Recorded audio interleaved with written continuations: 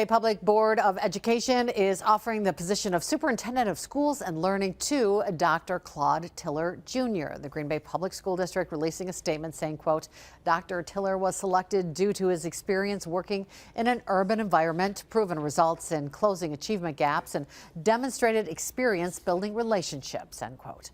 Green Bay's new superintendent would be part of making some tough decisions. The school district looking to update multiple school buildings as well as consolidate due to low enrollment.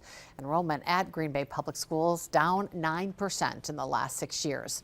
We had the chance to ask Dr. Tiller about low enrollment plans just last week. This is a 10-year process over a span of time that's going to happen here.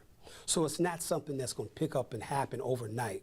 So we have to make sure that we bring along the community. We have to make sure we bring along the students and the staff along this whole process.